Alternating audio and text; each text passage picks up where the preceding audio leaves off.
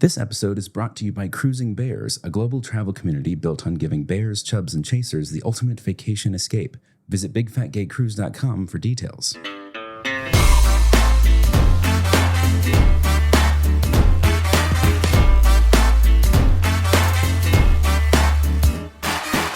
Hello, and welcome back to the Big Fat Gay Podcast, where we love to talk about the things that are weighing on our minds. My name's Don Marshall. I'm a big chubby guy living here in sunny Hollywood.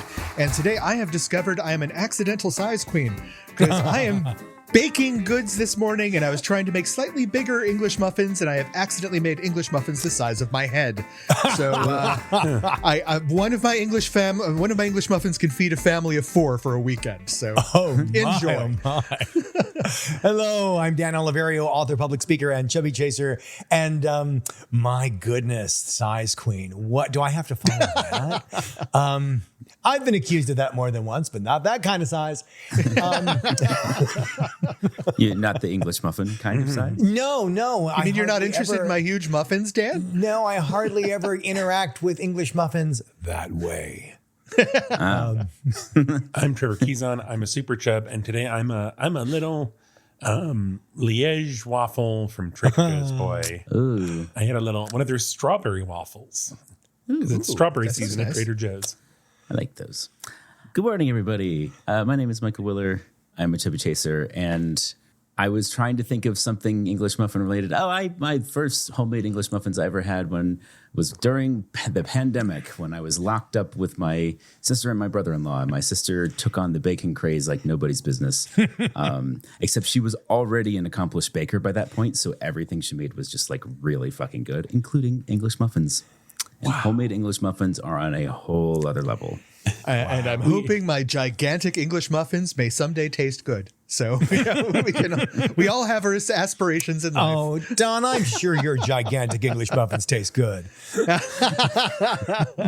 You don't put yourself down like that. That's all I'm saying. Well, let us start off with a thank you to all of our wonderful Patreons who keep the lights on here at the show at our expensive recording studio. Keep us going. Thank you to Bearskin for keeping us going with the wonderful promo code BigFatGayPod that you can use at our link to buy yourself some wonderful fancy underwear, whether you are on the straight sized or the large size. They have stuff for everybody. Stuff for everybody. Thank you for Big Fig for helping us keep things going over here. Go to our website and use our link to buy yourself a mattress and support the show. And last but not least, a reminder, we do have our Discord. If you hear us say something quick on the show and you just miss it and you can't find that info online, come to our Discord. There's a community, all of us listening and talking about all this stuff. With that said...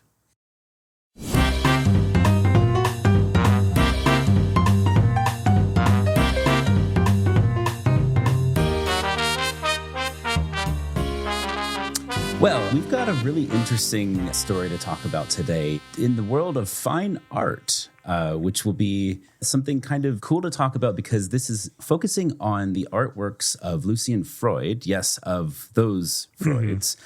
And he was a really, really accomplished portrait painter and has painted a number of portraits, lots of different people, always nudes and sort of like focusing on like skin tones. And he painted the queen, although fully clothed. Yes. It painted the queen fully clothed, yeah, which they made sure to clarify in this article. In AP News and the Associated Press, I feel so official reading news from the Associated Press. But anyway, the article focuses both on his work, and I think there's a little bit of an angle of like almost advertising because one of his paintings is going to go on sale soon. So there's a little bit of that. But mostly it is also interviewing and talking to Sue Tilley, who is one of the many nude models, she's a large plus size woman and also happens to be in what Lucian Freud proclaimed to be his own sort of masterwork, like the culmination of all of his designs and all of his art styles. Was the Sleeping by the Lion Carpet portrait of Sue Tilley, where she is fully nude, reclining in like an easy chair. Well, maybe not an easy chair, but like an armchair. A wingback chair, yeah. And it's, as the article puts it, unabashed focus on kind of an authentic representation of skin tones, even though there's sort of an impressionist style to it. Like it's, but I think that's kind of a weird apologetic way to explain it. I think it's gorgeous. Yes. It's, and clearly for the many, many, many millions of dollars these artworks sell for, and even sold for during his lifetime, which is a rarity, this particular one they are expecting to go for probably over like some nearing $100 million, which is bonkers. Yeah. It's just, she is a beautiful nude fat woman falling asleep with her head in her hand in a leather chair. And it is gorgeous. And I think part of the news is that it's not a thin model. It's a very fat, beautiful nude. Mm-hmm. It's funny because I had seen this painting before, as well as the other painting of Sue Tully. And just because of the impressionist style, I assumed they were much older. Yeah. Oh, yeah. I was shocked to see that the model was still alive and that it was like, 20th century. The 80s, 90s. Yeah, this was painted in 1996. Yeah. But it clearly recalls the Rubens-esque era or the turn of the century. Yeah. Mm-hmm. This is also, I had an interesting feeling when I looked at this painting, just living in a body that is similarly shaped to hers. And that chair specifically is the bane of my existence. Really? When I sit in that kind of chair with that kind of, the way the arms are arranged, it takes the flesh on either side of my body and pushes it up into the upper half of my body, making this sort of weird, a shape that I feel is unflattering, right? And then I saw it portrayed in this painting in a way that is lovely. And it just made me think instantly, like how many times I've sat in that chair so uncomfortable with the way it's making me feel and the way it's forcing my body to look. And then seeing someone praise that look and present it beautifully, it gave me a moment. As she describes it, this took months. Each of these took months to make, and presumably she's up there quite frequently to model for him, and kind of, presumably it looks like all natural lighting. So I would imagine like same time of day. So they're always meeting for like, he's like serving her tea. He's British, so he's serving her tea, and they're talking and chatting, and it sounded like a lovely just experience. If you can get past the fact that apparently he would mix the tea with his used paintbrushes. That's what he used to stir the tea. Yeah. Yeah. So the story, her talking about kind of those meetings and just the time she spent with him. Here's my pitch. Hello, Hollywood. Jessica Gunning from Baby Reindeer as Sue Tilly, and a movie about this. Oh, interesting. Oh, I like that. I think that's great casting. Sunday in the Park with Lucien. Yes. No, because I think there is just everything about this and the fact that they're able to interview her, and that really this story is about the sale of a painting, but they're trying to center it on her because she's still alive, and they can talk to her in ways that you often can't when there is this master work for sale. And just the size of the painting, because yes, it's you don't really get It's larger than life. It's 7 literally feet or larger than something. life. Yeah, and just like I love this image. It's like the end of the movie, and Jessica Gunning is like framed as the curtain is dropped to reveal the painting, and just the scale. Like there's so much you can do with it, and even just seeing her next, like the actual Sue Tilly next to the painting in these photos in the article. It's really just amazing, and the video with her is great. I have a pitch on your pitch, which is, her whole attitude, which is part of what they focus on, is that she never really saw a dime. Like these paintings sell for millions of dollars, but she's, quote unquote, just the subject. So she's not getting anything from it. Sometimes artists will paint things for their subjects and give them to them. She never got. Well, she got some etchings. She got some etchings, which she sold for cash. Exactly. That's what I was going to say. As she put it, she was like, I would rather have the money. And then she went and took a fun vacation.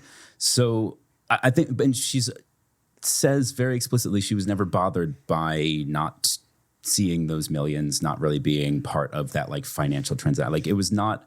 She doesn't look at it as like, oh man, what would my life be like if I could have only just had one of those paintings to sell? Like she's not living in that weird regret. Like she just looks back fondly on that time in her life, and that's kind of what it is. And more than that, she connects herself with all the other models who posed for famous painters. That she is part of a lineage of I guess you'd say famous models or immortalized models. Let's say It's a very exclusive club. Yeah, of immortalized models that you see in the paintings of whether it's Degas or Renoir or whomever. And I really love that she feels that connection and that it's so important, just personally for me, I love that it's a fat body connecting to that tradition of being a model. And that's just so wonderful. People are paying millions and millions of dollars just to have her fat naked body in their house. Well, one person in particular. As it happens, he's the owner of the Chelsea football club. Anyway, so it's just awesome to see someone like her having such a successful moment in the spotlight and being like really interesting and fascinating. I would love to see, like a movie about that. I think you would need to rustle up some conflict in there somewhere, but I think it would be really, really cool to see. With that, how about we get to some Fat Watch? Fat Watch 2026.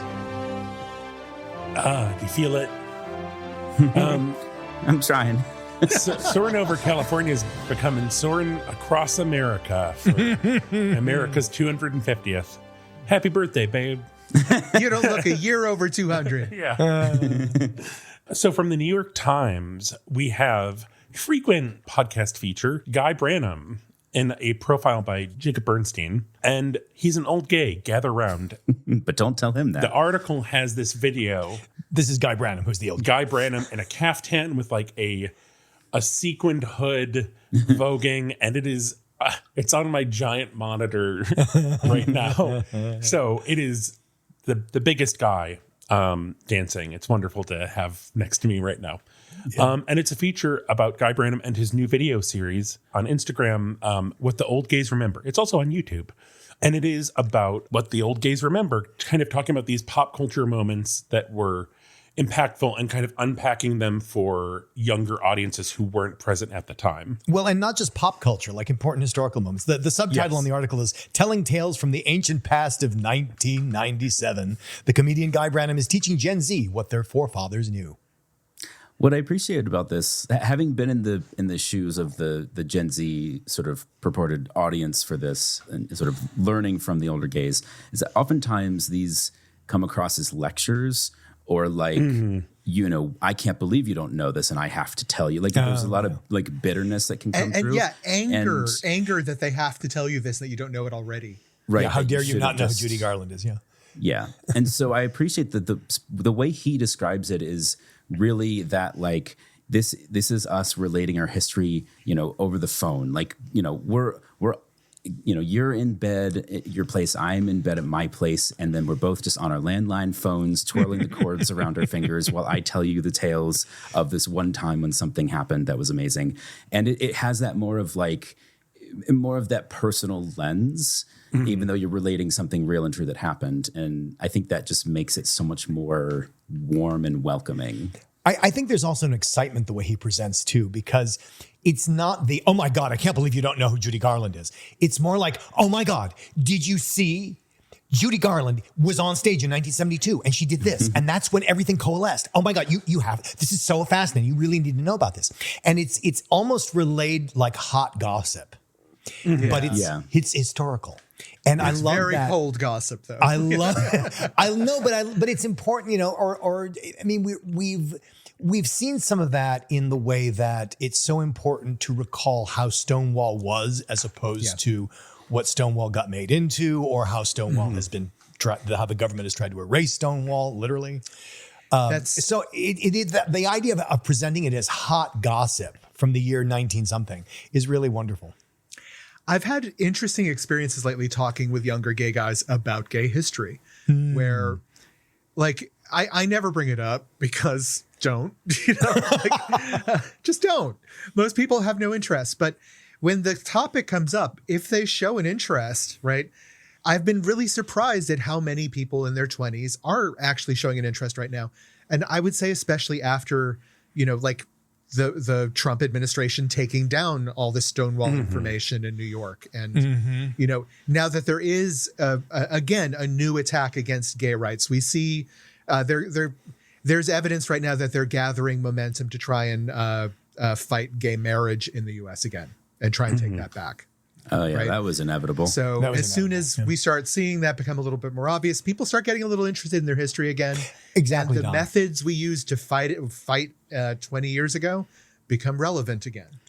So one, it's kind of that perspective of being there 20 years ago, which is why Tori Piskin, a producer, approached Guy about this and saying, you know, oh, we should do a series called What the Old Gays Remember, where you talk about pop culture moments only, you know, only a middle-aged gay man would remember, and how Guy was initially offended, but then was like, well, no, it makes sense for me to do this because I was there and being a member of this generation, kind of between, he says, the gay boomers who were decimated by AIDS and Gen Z.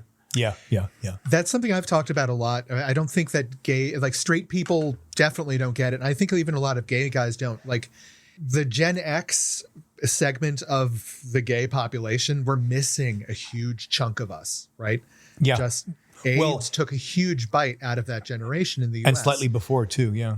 And so what ends up happening though is you get the generations before us and after us no longer have the bridge generation between them helping them talk, right? Absolutely. So you see younger generations that feel complete disconnect from their elders and see their elders almost as a foreign entity. And you see the elders often looking at the younger ones as like an intrusive species that they don't recognize. Kudzu. You know, so yeah, it's an interesting thing. So like I really value one of the things that I think he's doing here, which would be to try and put some more connective tissue back into the gay community where we're missing it. Exactly. And it could not happen at a better time. I just also always love to see Guy Branum get his flowers and get press like this because he's such a he does so much, and there is so much that we've talked about. Like, you know, there was the sitcom in the works for him that I think was in the works right before kind of COVID. And then, you know, between just AI, like there, you know, COVID decimating so much in Hollywood and then AI coming back to ravage even more. Oh God. To see kind of people coming together to create queer media on their own terms. So this is a video series, but Guy also wants to turn it into a podcast.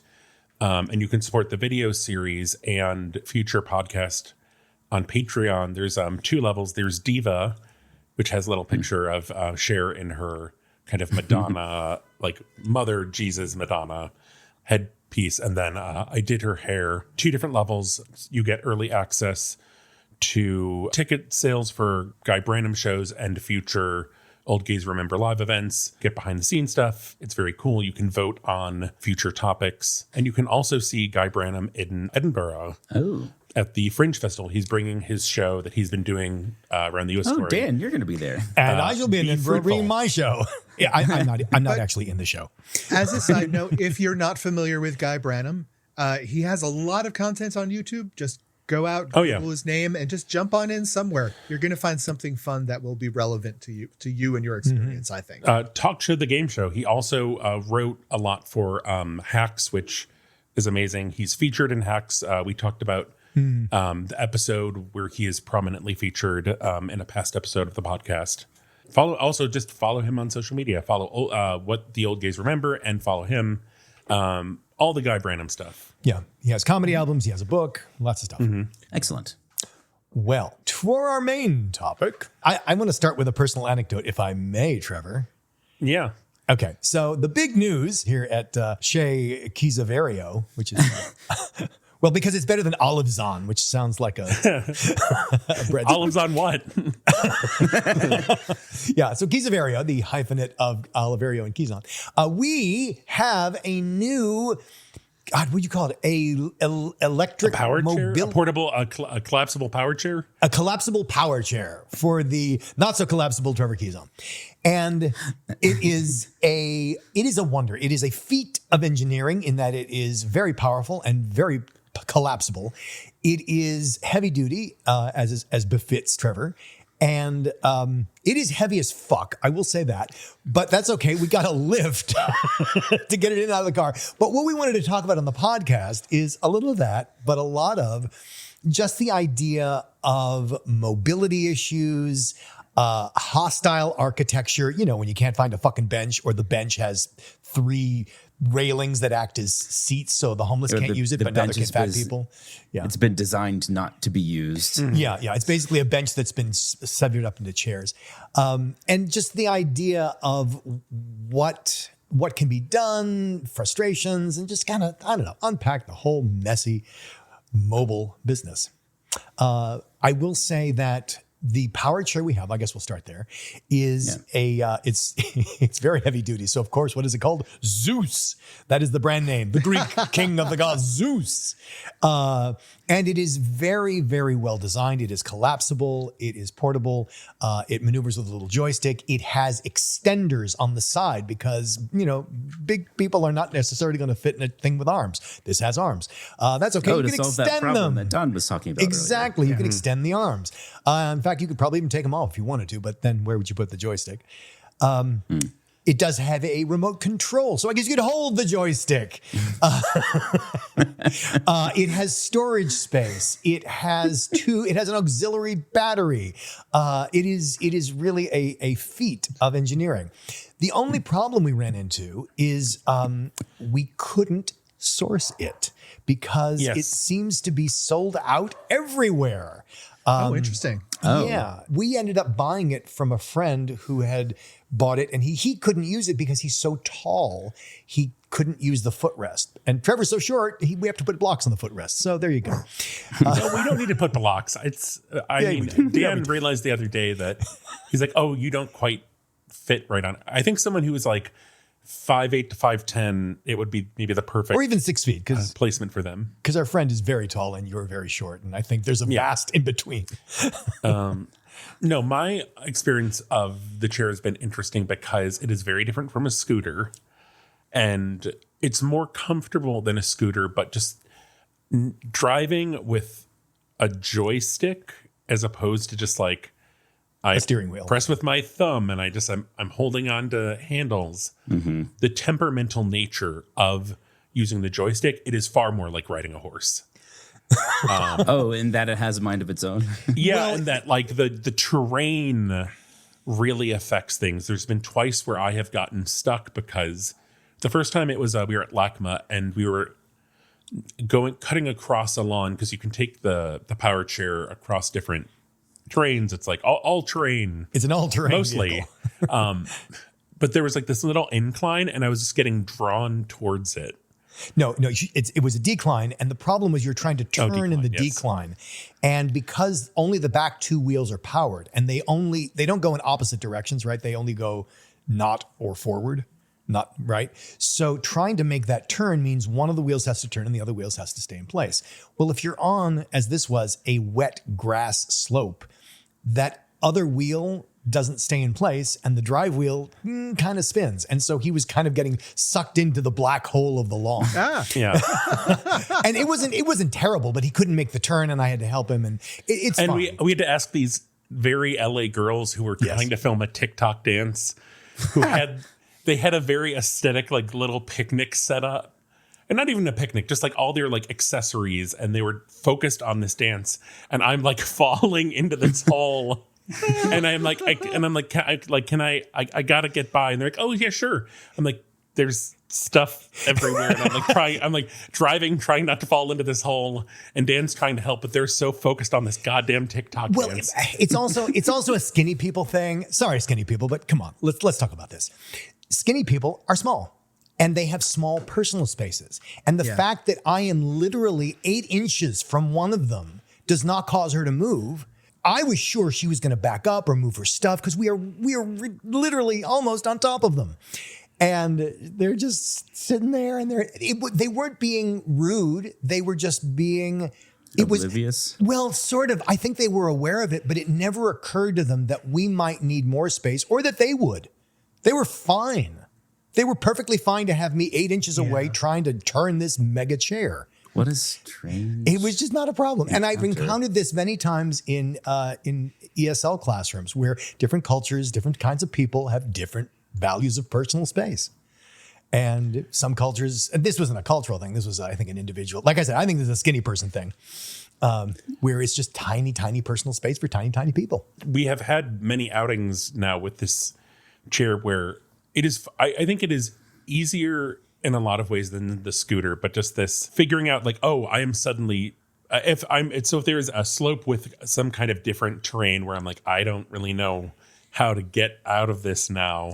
And it's usually like, oh, and I'm at an intersection of like, we were at the Huntington Gardens and I was at a 4-way intersection of people going to different parts. And I'm like, I can't get out. And I'm just, this is my first time on this terrain. And I'm looking around and like, sorry. And like, oh, it's fine. But also like not moving out of the way.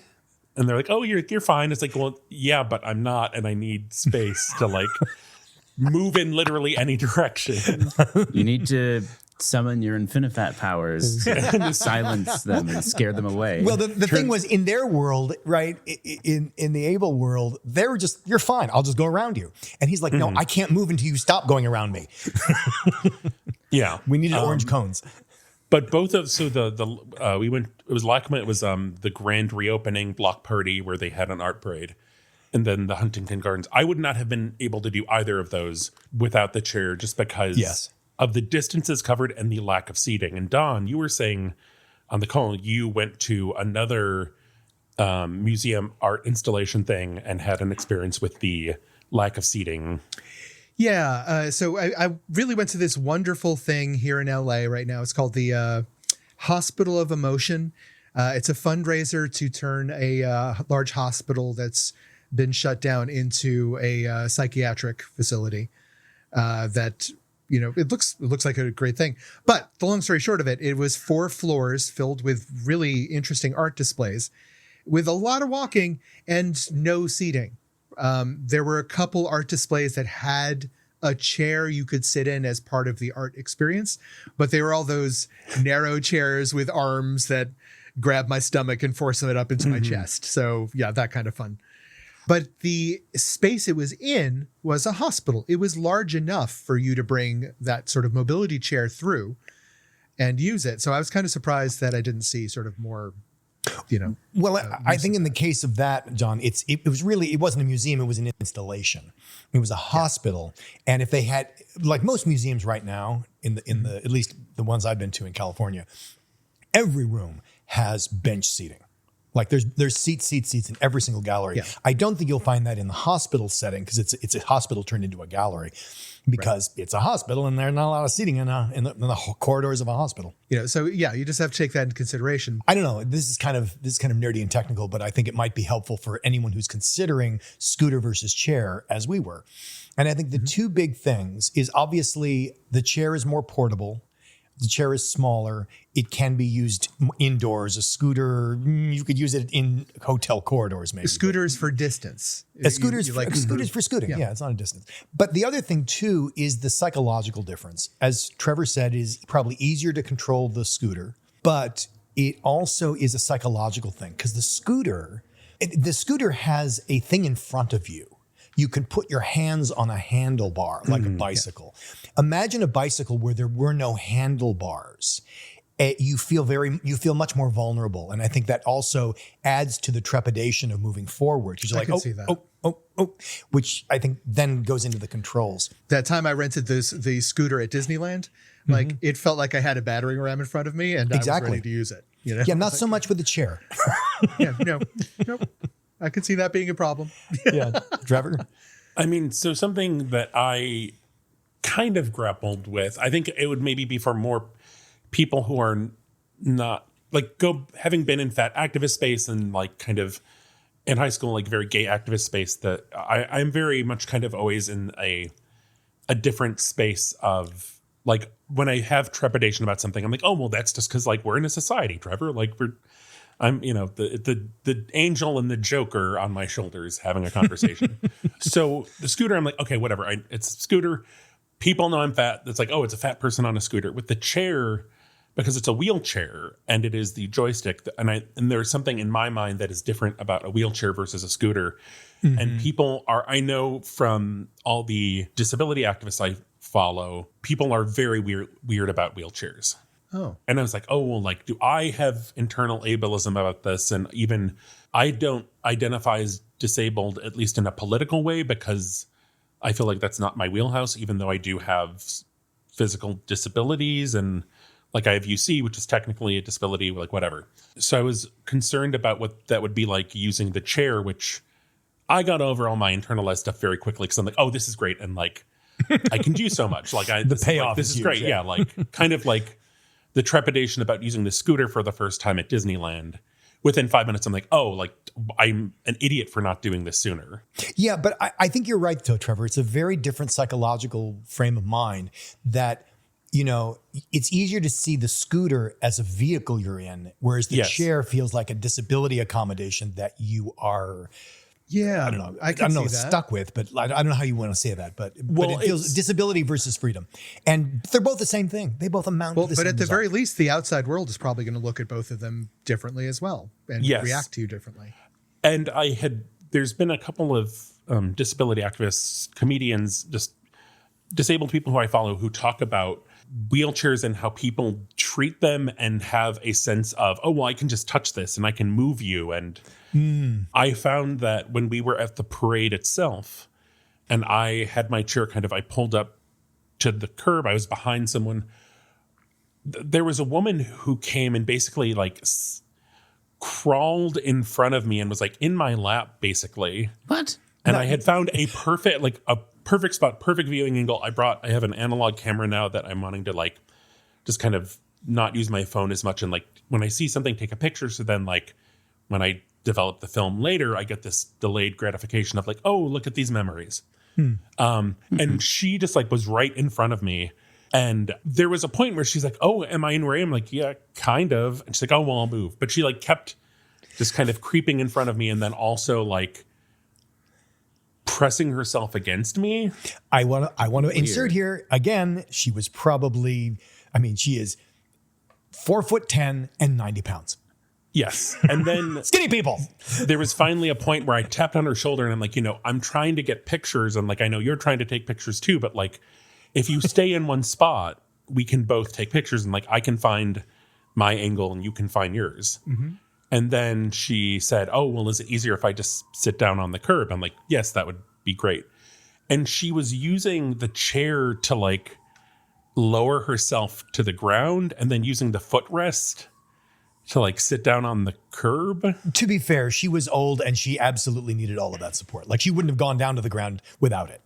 Oh, she would have fallen. But it was also just kind of, I felt this weird thing of like, I don't like, I felt bad and I was like, obviously not offended enough to be like, pull the chair back or something, drive backwards and send her toppling to the ground. But it was this sense of like, oh, this is like, I feel like it's an extension of me and I feel like my space is being violated by her.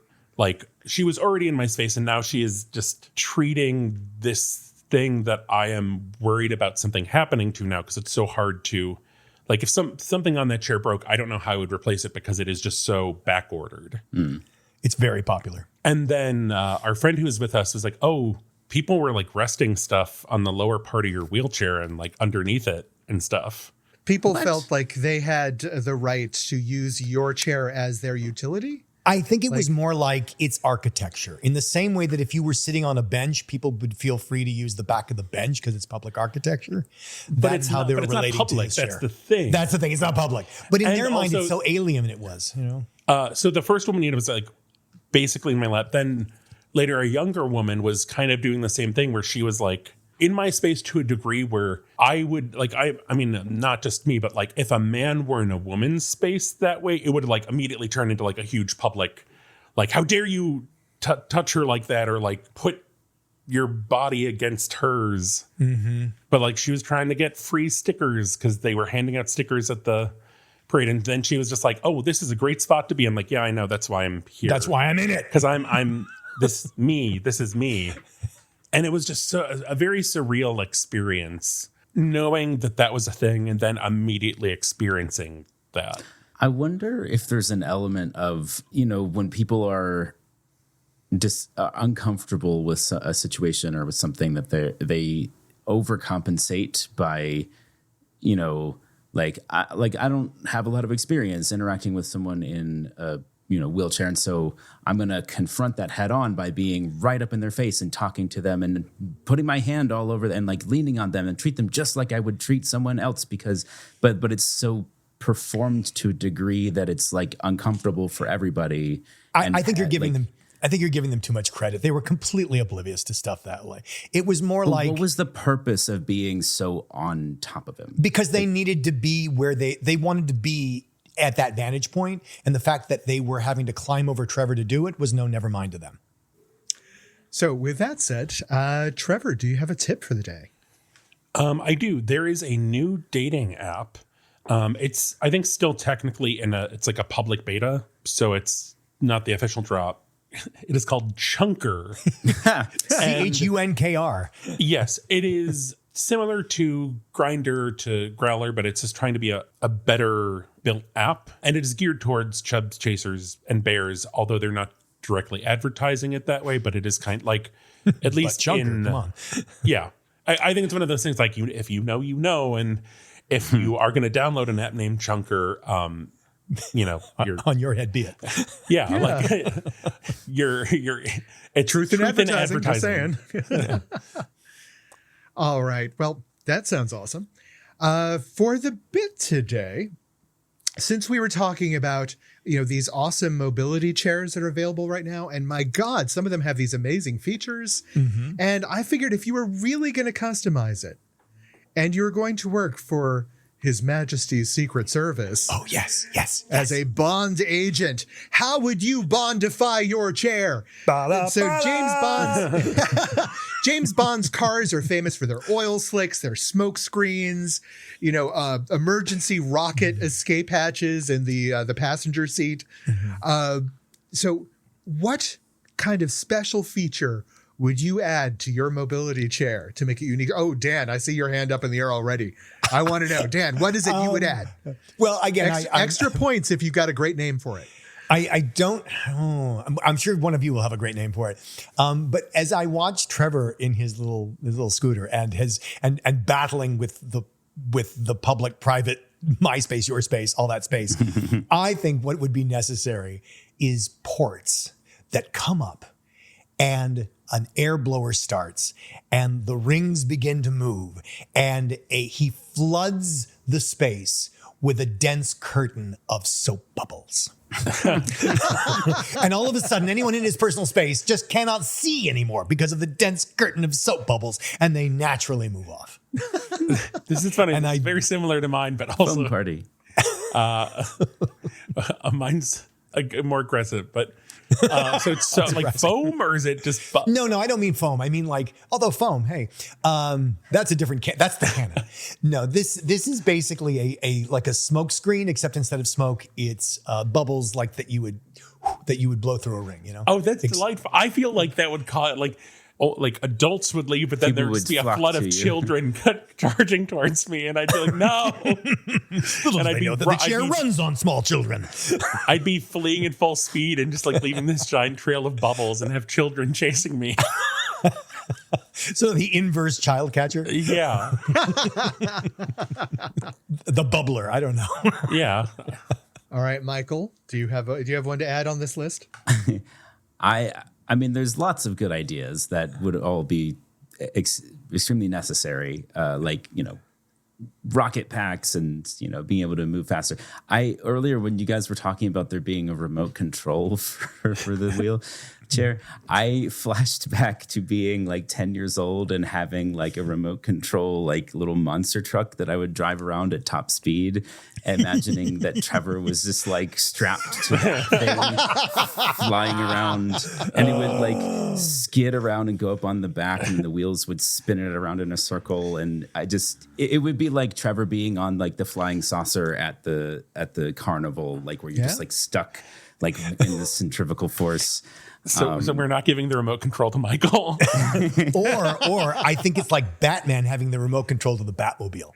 Oh yeah, but no, the idea that I had was more maybe a little more practical than that. It was just the I think this is sort of very sci-fi pseudoscience made up technology, but it would be like a kind of portable like fold in space time or something that you could basically create a gravity warp to like push people away from you at speed. So like they would get. You'd sort of hit a button and there would just be this like boom, and then everyone in like a 10-meter radius would get thrown like 150 feet back. And I would point out two things. One, that's really just a loud horn. And B, if you really want to do that, it would be more like the night bus in Harry Potter, where he can actually squeeze through by warping space-time. He could squeeze through a 6-inch part in the crowd. That's also a good one. We might have moved beyond the James Bond, but I think night bus. I mean, that would be great too. Yeah. Well, so mine is the opposite of Michael's. Aha. I'm calling mine either Santa's naughty list or Santa's auto pen. I'm not sure which yet.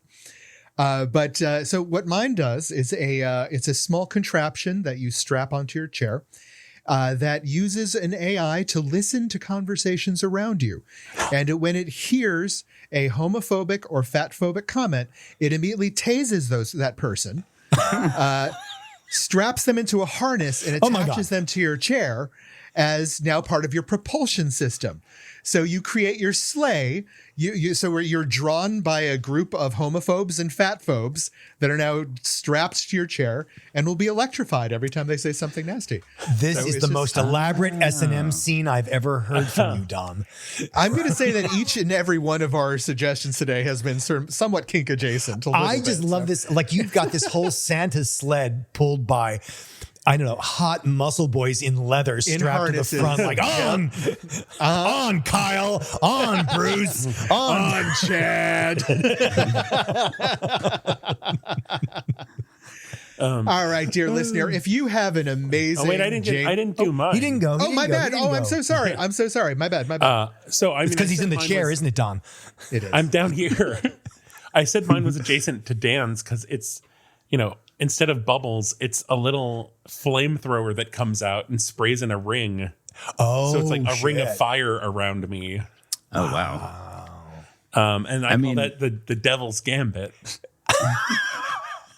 I always think that's very Gotterdammerung. Yeah, that's great. But it's a big ring of fire around me, and You can reinvent the recipe to Greek fire. That's why it's the devil's gambit, baby. So, dear listener, do you have another thing to suggest as a possible super addition to Trevor's mobility chair? What would you recommend? Trevor, where could they tell us? Well, we're on Instagram and Blue Sky at Big Fat Gay Pod. I thought I got it wrong again, but I didn't. We're on Patreon as patreon.com/Big Fat Gay Pod. Man, we haven't done this. Are in a we? minute. We are. It's been a while. We're on Facebook and all your preferred podcast platforms. 5 stars there. 5. Leave us a review. Maybe not based on this outro. See the articles we talked about at www.bigfatgaypod.com, baby. Wow. It has. We had the hiatus, and then we did in person, and that is Different. It's not energy. like riding a bike. It's been a while. It's like riding a scooter. Well, maybe you are. You're at a parade, and you're trying to get a good spot, and you're just squirming through. You're not looking. You're focused on getting your pictures, and you just squirm right in front of me. And you get a great picture of, oh, look, it's Felix the cat. He's the balloon is at this parade. Who knows what parade it is? It doesn't matter, because you are in range of all of the deadly devices we just mentioned. So watch the fuck out.